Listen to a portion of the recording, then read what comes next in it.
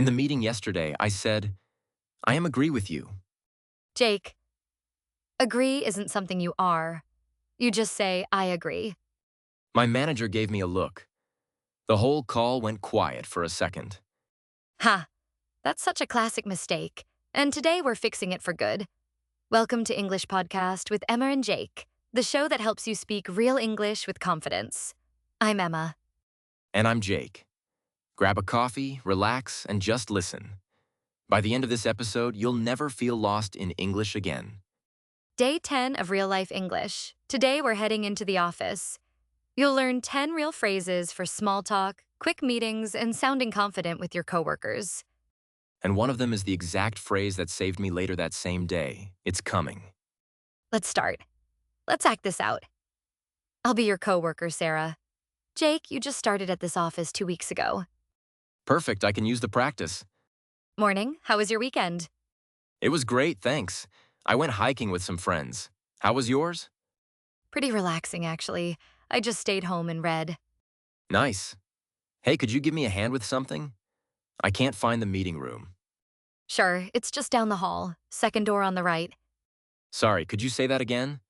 I didn't quite catch that. No problem. Second door on the right, past the kitchen. Got it, thank you. One more thing. Could you give me a hand with the printer too? It's not working for me. Of course, no worries at all. I'll show you after this. I really appreciate it. This place is still a bit confusing. It gets easier fast, trust me. A little later. Hey, Jake, do you have a minute to look at this report? Honestly, I'm a bit swamped right now. Could we talk about it after lunch? Of course, no rush at all. Thanks for understanding. Let's stop there. That's a natural morning at the office. I felt pretty relaxed, actually. Right up until I almost missed the meeting room. You handled it well. Let's break those phrases down. Let's go back to the phrases from that scene, one by one. Starting with the easiest one, please. How was your weekend? This is one of the most common small talk questions in English-speaking offices. And you always answer, then ask it back? Exactly. It's polite to return the question. How was your weekend? How was yours? How was your weekend? I'll use that every Monday from now on.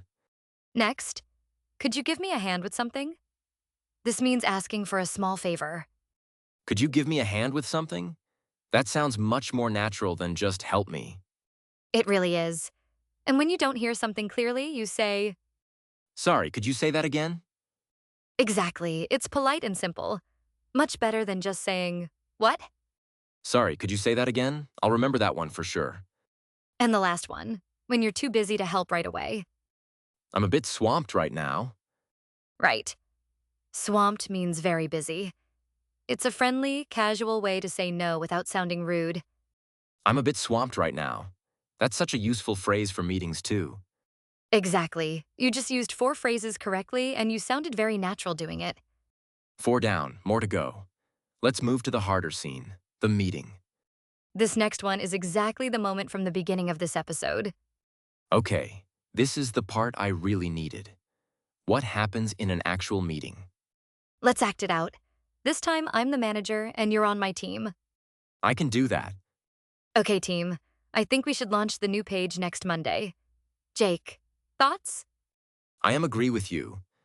Jake, remember? Just I agree. Right, sorry, I agree with you. Monday sounds good. Great. Does anyone see a problem with that timeline? Actually, I don't think that will work. Actually, the design isn't finished yet. Good point. What do you suggest? Could we push the deadline to Friday instead? That gives the design team more time. That works for me. I'll update the calendar. Also, could you loop me in on that email thread with the client? I want to stay updated. Sure, I'll add you today. One more thing. Do you want my opinion on the budget now or later? Let me get back to you on that. I need to check the numbers first. No problem. And the report from last week. I'll take care of it by tomorrow. Perfect. Thank you, Jake. And no worries at all about the earlier mix-up. Everyone does it at least once. I appreciate that. Let's stop there. That's how a real meeting sounds.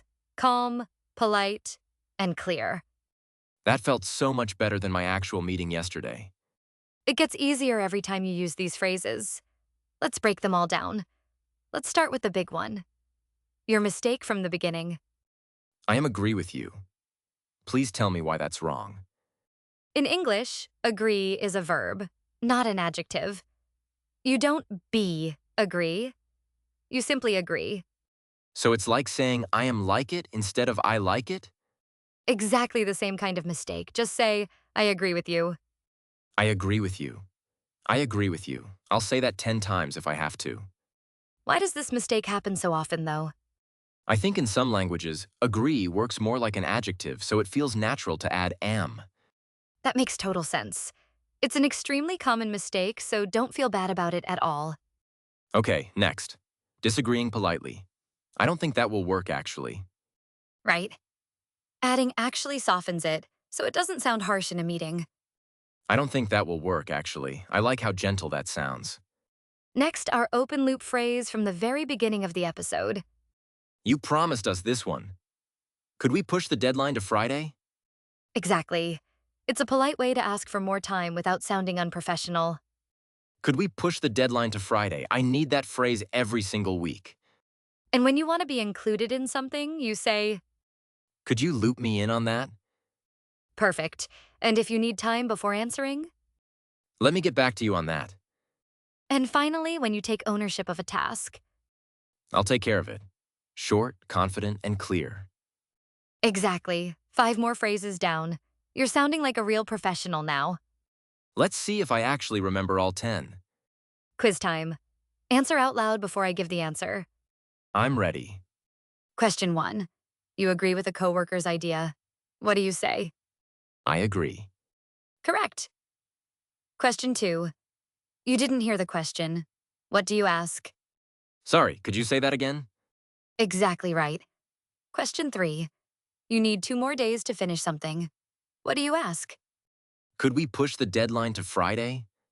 Perfect. Question 4. You disagree politely. What do you say? I don't think that will work actually.